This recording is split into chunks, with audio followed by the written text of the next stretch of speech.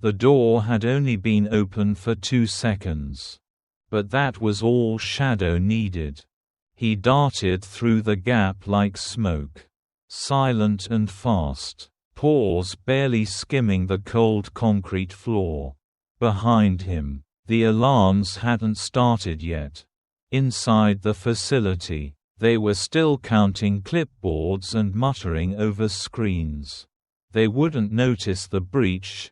Not yet. He doubled back around the compound's edge. Nose to the ground, tail low. The heat of the desert was rising even before the sun had fully claimed the sky. In front of a low building, tucked behind a generator vent, Echo was waiting, barely standing, his back right leg dragged behind him in a slow arc. Older, leaner, the tan in his Malinois coat had turned gray around the muzzle. One of his ears had been clipped from a past injury, the flesh never healing quite right. But his eyes were sharp. "You're late," Echo rasped. "Move," Shadow replied, not breaking stride. "We're not out yet." He nudged Echo forward and pressed in beside him, shoulder to shoulder, guiding the older dog into motion. Together, they crept along the rear fence. Where the sand met razor wire, there had been drills, exercises, simulations. Shadow had run 'em all, over and over, leaping obstacle courses, fetching surveillance drones from brush, tracking heat signatures across miles. They were built for war. But none of that had prepared them for the desert. The breach was small, a hole Shadow had dug over several nights. Hidden beneath a piece of discarded mesh behind a pile of scrap. It barely fit his body. Echoes would be slower, but they had no other option. The wire tore a line across Echo's flank as he squeezed through. He grunted but didn't stop. Blood mingled with dust as they cleared the fence line and slipped into open sand. Then came the sound. Alarms, wailing, echoing over the compound like a broken siren song. Too late, but not by much. "They know," Echo muttered. "Let them," Shadow growled. "We're gone." They ran. Or rather, Shadow ran and Echo limped. But even limping, Echo moved with purpose, drawing from something deeper than muscle, something built from years of training. Repetition, and the bitter refusal to die inside a cage. The desert stretched endlessly in all directions. No trees, no cover, just sand, scrub, and rock. The sun clawed higher. Heat shimmered off the ground like ghosts. Every step was work. Shadow slowed his pace, letting Echo set the rhythm. They had no food, no water, no destination, just the instinct that anywhere was better than where they'd come from. Behind them, the compound disappeared into the heat haze. "They'll send drones," Echo said after an hour. Breath shallow. "I know. They'll track our tags. I disabled yours last night." Echo glanced at him. "Yours? Still in me." Back shoulder. Echo stopped. "We dig it out." "No time." Shadow. "We dig it out when we reach cover." He snapped. "Not now." They pressed on. The sand grew coarser, gravel replacing fine powder. Shadow scanned the terrain constantly, looking for shade, for water, for anything. His paws burned. His lungs stung with each breath. Echo's limp was getting worse. His gait uneven, the leg barely moving now. By midday, they found a dry wash. half carved into the earth by ancient flash floods. There, under a jagged ledge, they finally stopped. Echo collapsed first. Shadow circled once, then twice, before lying beside him, half covering the older dog with his body to block the sun. Their breathing was shallow, synchronized. No words, just survival. Minutes passed, then hours. A buzz in the distance. Shadow's ears twitched. He stood slowly. Drone, Echo said without looking. Shadow nodded. Small one. Recon. They'll triangulate. I'll move. Lead it away. You can't outrun it. Shadow met his eyes. I can try. But Echo shook his head.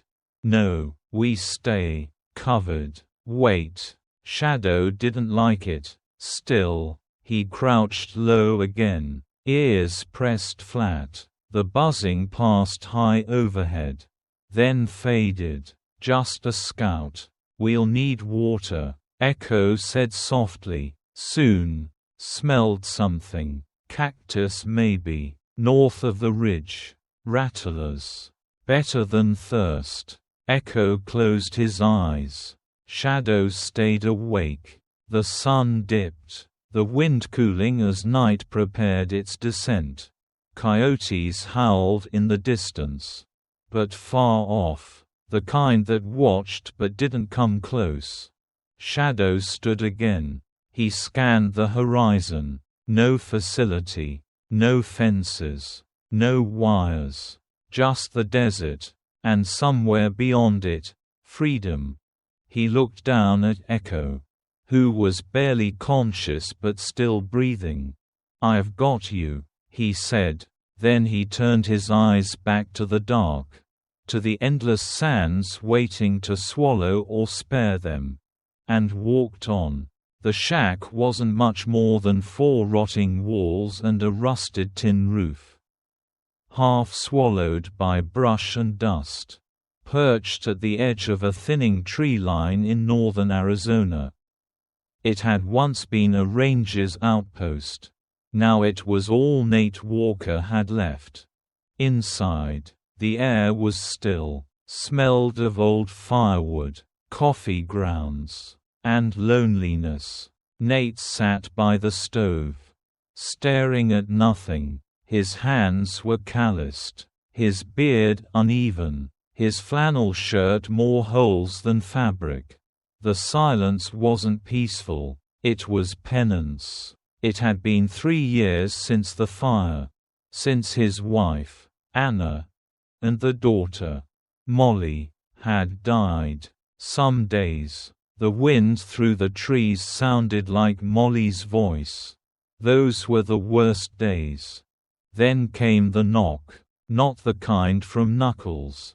This was different, softer, rhythmic, like something pouring wood with deliberate insistence. Nate stiffened. He stood, grabbed the shotgun leaning by the door, not loaded. But no one needed to know that, and approached. Another knock. A pause. Another. Nate slowly opened the door. And there he was. A dog. Black and gray. Shepherd-shaped but wilder. Sleeker. Intelligent eyes stared up at him. Not begging. Not whining. Watching. Behind him, another dog lay half collapsed in the dirt. Lighter coat. Thinner. The back leg was ruined. Crusted with old blood. Breathing shallow. What the hell? Nate muttered. The standing dog, Shadow, took one step back. Then forward again, a nudge of his nose toward Echo. Then a look up at Nate. Like a gesture, a question. Nate lowered the gun. "You're not strays," he said. He stepped forward and knelt beside the wounded one. The leg was bad, clearly infected, barely attached. It must have been dragging for miles. Nate had seen this kind of damage before. Jesus. The standing dog growled once, not at Nate, but toward the distance behind him, like warning him not to get any ideas. Nate raised both palms. All right, I get it. You're his shadow. You're the one keeping him alive. He looked again at the injured one. The breathing was shallow, but steady. Okay, okay. He stood, waved toward the open door. Bring him in. Shadow didn't move, so Nate sighed, walked forward, and scooped the wounded dog into his arms. Lighter than he expected, bones more than muscle. The shepherd, Shadow, followed close. Every step tense. Inside the shack, Nate laid Echo on a wool blanket near the fire, stoked the coals, and set a kettle to boil. Shadow paced once, then sat beside his friend. Head bowed, eyes never leaving Nate. The way he watched, measured, quiet, ready, reminded Nate of something. Someone who used to read a room the same way. Molly had always said, "Dogs don't talk, they watch." He glanced at Shadow again. "You watching me, partner?" Shadow didn't blink. "You dragged him through the desert, didn't you?" A slow exhale. "He shouldn't be alive." Nate cleaned the leg as best he could, boiled water, antiseptic, makeshift gauze. He'd done first aid in worse places. Once pulled a kid out of a crumbling basement and stitched her arm with duct tape and grit. Compared to that, this wasn't bad. Still, as he cleaned the wound, Echo whined in his sleep. Shadow growled low, and Nate paused. "I'm helping," he said softly. Shadow fell silent. The next hour passed in fragments, water boiling, cloth pressing, dogs breathing. Nate wrapped Echo's leg tight, then sat back on his heels. Exhausted, Shadow padded over to the table, looked at a drawer, then back at Nate. "Food?" A single tail flick. "Damn," Nate muttered, chuckling. "You're a whole different kind of dog." He reached in, pulled out a can of beef stew, and opened it. He didn't even have to say anything. Shadow didn't lunge, didn't whine, just waited. Nate portioned it, set it on the floor. Shadow nudged some of it toward Echo first before eating. That did it. Nate leaned against the wall, shaking his head. "You're trained, military, maybe. No tags, no collars, no quit." He looked down at his own hands. Burn scars twisted across one knuckle. He rubbed them out of habit. "You've lost something too, haven't you?" Shadow didn't respond. Didn't need to. Outside, the wind picked up. Inside, for the first time in 3 years, Nate lit the second burner on the stove. He didn't know where the dogs had come from, didn't know who was chasing them, but he knew what it meant to run with ghosts, to drag yourself across the world just to keep something alive. And he knew this. They wouldn't have made it to his door by accident. Nate never expected the silence to end so violently. It started with a chip, or what was left of one. He found it embedded near Shadow's left shoulder after noticing a jagged scar that hadn't healed properly. When Shadow brushed against the table one morning and winced, Nate lifted the fur and saw a small metallic glint beneath the skin. With a pair of tweezers and a flashlight, Nate dug it out, gently, carefully. The object was no bigger than a grain of rice. But it hummed faintly in his hand. Still active. He crushed it with a hammer. But curiosity gnawed at him. Later that night, after Echo and Shadow had eaten and curled up by the dying fire, Nate sat at the table with a soldering iron, a stripped USB cable, and his dusty old laptop. He wasn't a hacker, but as a former firefighter and volunteer rescue tech, he'd seen enough gear to know what to look for. The chip wasn't standard military. It was proprietary. A company name blinked on his screen once. In raw code, Nova Corp Integrated Systems, Asset ID, XJ204. Clearance, black. Then the screen went dark. Nate sat back, stomach turning. Nova Corp. He hadn't heard the name in a while, but he remembered the headlines. Whispers about bioethical violations. Unregulated testing. Ghost projects buried under layers of corporate funding and political shielding. Dogs bred and trained for covert reconnaissance. Biometrically modified. Brain mapped. All denied. Of course. All rumors. Until now. Nate turned toward the dogs. Shadow, half awake, was already watching him. You ran from something a hell of a lot bigger than a kennel. Nate murmured. That same night, just after midnight, Shadow stirred. He stood slowly, muscles tight, ears twitching. Then, he let out a low growl. Not at the door. Not toward Echo, but upward. Toward the ceiling. Toward the faint, high-pitched whine Nate hadn't noticed until he stopped breathing long enough to hear it too. A pulse. Ultrasonic. Shadow paced twice, then pawed at Nate's leg. What is it? Echo limped to the back door and pressed his nose to the bottom crack, sniffing the night air. Then he turned, barked sharply, just once. Nate trusted his gut. He grabbed the emergency pack he kept near the stove, old habits, and followed him out the back. They were 20 feet into the trees when the shack exploded. The sound was like thunder cracking open the earth. Fire bloomed from the roof in a rush of orange and black. Debris scattered. The old tin walls blew apart like paper. Heat slammed into Nate's back. And he hit the ground.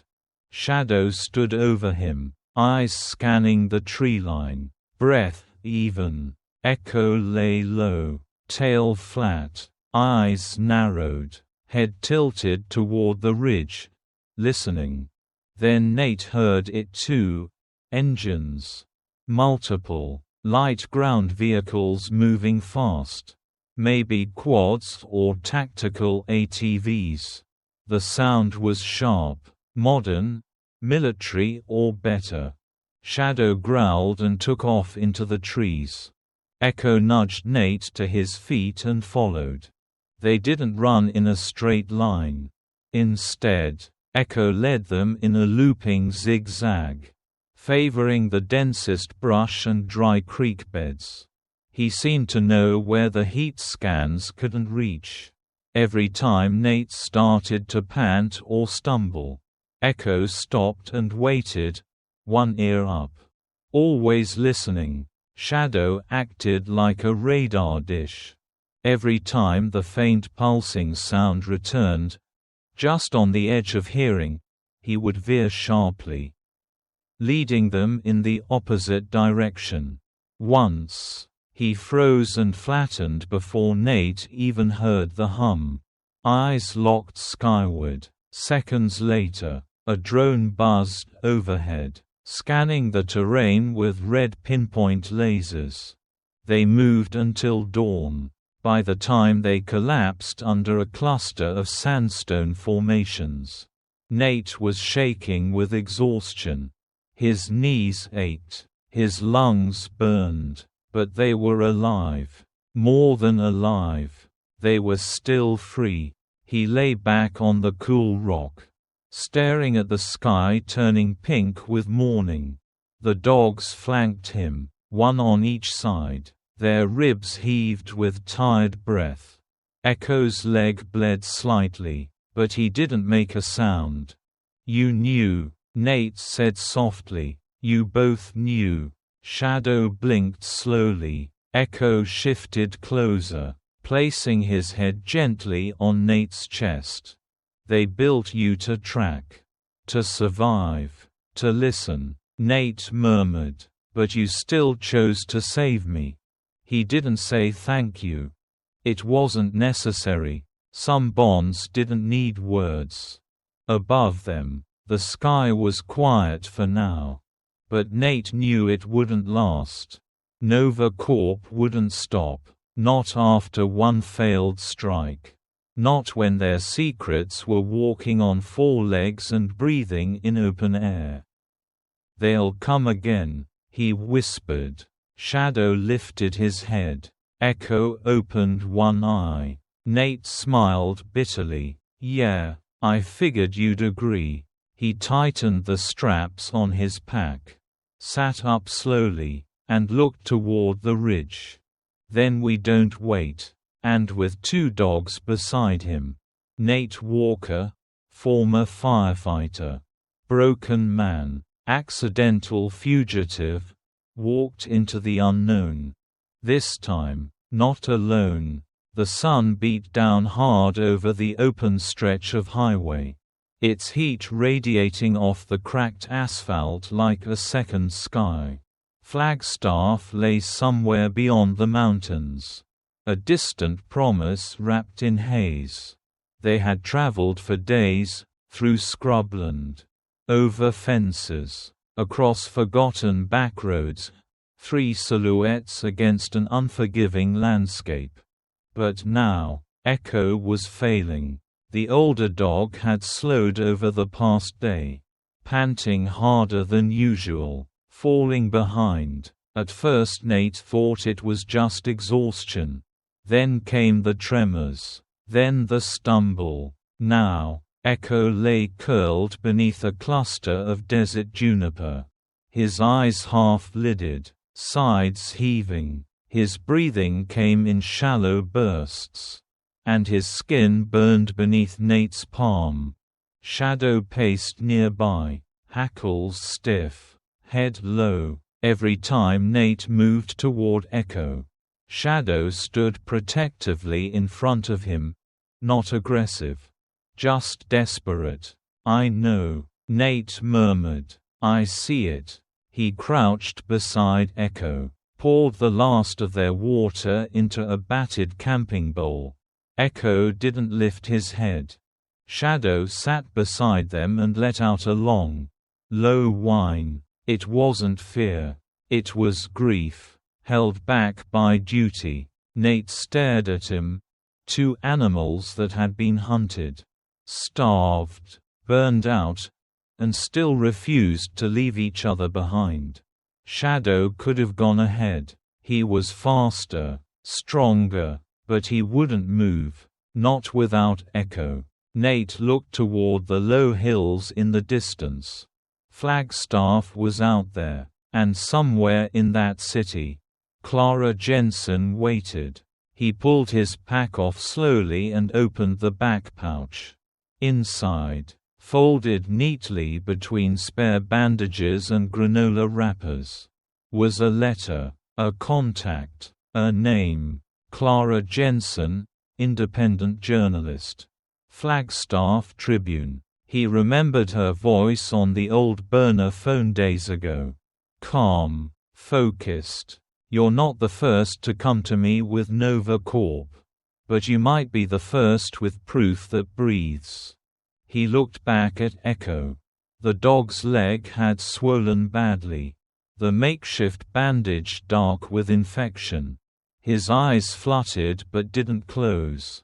He was still fighting. Nate made his decision. "All right, boys," he said, softly, "we don't split. Not now." He emptied the last of his pack, lighter, charger, broken GPS, all tossed to the dirt. Then, carefully, he wrapped Echo in the remains of his old fire jacket and lifted him onto his back. The dog was heavier than he looked, thin, but solid with years of muscle and density. Nate tied the sleeves of the coat around his chest, locking Echo into place. The dog didn't protest, just rested his head quietly against Nate's shoulder. Shadow stood, alert again, and trotted ahead to scout the trail. They walked, one step, then another, 20 kilometers of heat, dust, and blind faith. Nate's boots dug into loose gravel, his knees screaming at every incline. But he kept moving, not for himself, for the old soldier clinging to life on his back, for the ghost of trust in Shadow's eyes, for the idea that somewhere, someone would care. By dusk, the outskirts of Flagstaff came into view, low houses, neon signs flickering alive as the light died, and waiting in a diner parking lot, just off the edge of town, was Clara Jensen. She was in her 40s, wiry, worn in the way truth-seekers often are. A messenger bag hung across her chest, and her laptop was already open on the hood of her car. She froze when she saw Nate stumbling toward her, a dog on his back and another walking guard at his heels. "Jesus," she whispered. Nate didn't stop until he was a few feet away. Then he lowered himself to his knees and gently slid Echo down onto the pavement. Shadow sat beside him, panting hard, eyes fixed on Clara. "He needs help," Nate said hoarsely, "and you need to hear what they've done." Clara knelt, checking Echo with surprising care. "Vets?" Nate asked. "Two brothers," she replied. "One runs a rescue out of town. They're already on their way." She looked up at Nate. "Start talking." Nate did. He told her everything. The compound, the tags, the chip, the explosion, the drones, the run, the escape. He spoke with a tired honesty that didn't beg for belief. It demanded it through sheer weight of lived experience. Clara typed through most of it, nodding slowly. When Nate described the night Echo pulled him from the fire, her hands paused. "And you still don't know how they were trained?" "No," Nate said, "but it wasn't just obedience. It was intelligence, tactics. Shadow can sense frequencies, stuff I can't hear. Echo avoids infrared scans. That's not luck." She stared at the dogs for a long time. "They're not just weapons," she said quietly, "they're survivors." Shadow let out a soft woof, and Clara smiled faintly. "All right, boys," she said, "let's blow this thing wide open." That night, Echo slept on a padded blanket in the back of a borrowed van, IV dripping slowly into his leg. His fever dropped. His breathing eased. Nate sat beside him. Shadow, ever the sentinel, lay curled against the van door, eyes never quite closing. And Clara, at a small kitchen table inside the diner's back room, began to write. Nova Corp. The Dogs Who Lived. It would be her most read story. But more importantly, it would be the truth. Echo's eyes stayed open until the very end. He lay beneath soft light in a quiet veterinary shelter just outside Flagstaff, surrounded by people who finally saw him for more than what he was built to be. Machines tracked his failing organs. And yet he remained alert, his eyes always searching, until they finally found Shadow. The younger dog pressed his nose gently to Echo's muzzle. A silent goodbye. Nate stood beside them both, hands clenched at his sides. They had done it. Clara Jensen's article had hit the national networks 2 days earlier. Data from the tracking chip in Echo's shoulder, recovered, decrypted, and verified, mapped a chilling web of secret operations, biomodified animal experiments, and illegal field deployments. It traced back to Novacorp's classified, behavioral asset program, detailing years of off-book funding and covert trials, many involving canines enhanced and deployed without consent, record, or protection. Congress launched a federal inquiry. Whistleblowers came forward, and for the first time, the world saw what Nate had seen the night the shack exploded. These weren't just dogs. They were survivors, soldiers, sentient in ways we weren't ready to understand, and deserving of far more than labs and leashes. But Echo didn't make it to see justice served. The infection had spread too far. The old injury, never truly treated, only patched again and again, had taken its toll. Still, he had held on long enough to finish the mission, long enough to make sure the truth reached someone who could act on it. Nate sat beside him for hours after the final breath left his body. Shadow didn't leave his side. And when they buried him under a tall juniper on a quiet hill outside the city, it was Nate who carved the marker. Echo, not just a tool, not just a shadow, a friend, a hero, a life that mattered. 2 months later, a weathered barn on the edge of Coconino National Forest opened its doors for the first time in years. The sign read, "Echo Haven, Rescue and Rehabilitation for Retired War Dogs." The opening wasn't glamorous. A handful of volunteers, donated kennels, reclaimed wood and repurposed space. But it was enough. Inside, old combat dogs found shelter from silence, from cages, from being forgotten. Shadow became the heartbeat of the place.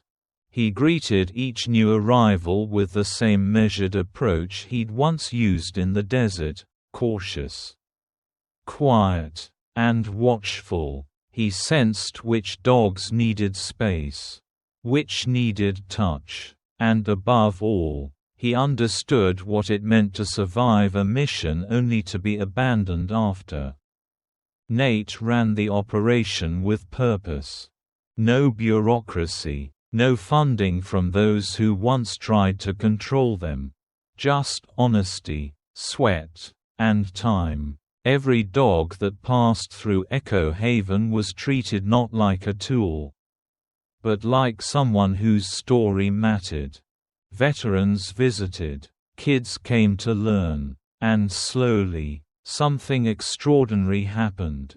People changed. When a limping German shepherd named Titus was adopted by a former army medic struggling with PTSD, she cried into his fur for 20 minutes straight. When a blind Malinois nuzzled a child on the autism spectrum who hadn't spoken in weeks, the boy said, "I trust him." And every time someone asked, "Why call it Echo Haven?" Nate would glance at the small brass plaque near the entrance. where Echo's paw print had been stamped into a piece of salvaged metal. Because he never left anyone behind. He'd say, one evening, after the last light faded behind the mountains. Nate sat on the porch with Shadow at his feet. The old shepherd was grayer now. But still strong. He hadn't changed much. Just quieter. Nate looked down at him. "You know," he murmured, "I thought I was saving you that day at the shack." Shadow turned slightly, one ear twitching. "But it was you," Nate added. "You and him. You dragged me back to the world." The dog rested his head on Nate's boot. They sat in silence. And Nate realized something. It wasn't the missions, the battles, or even the justice that mattered most. It was the bond, the fierce, unspoken loyalty between two dogs who would have died for each other, who had died for each other. And in that bond was a reminder the world had long forgotten. That love, sacrifice, and loyalty aren't exclusive to humans. That the creatures we use, command, and abandon are capable of the very virtues we claim as our own. Echo never asked for medals.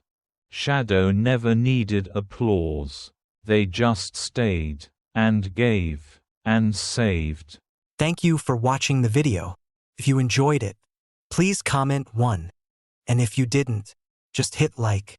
See you in the next videos.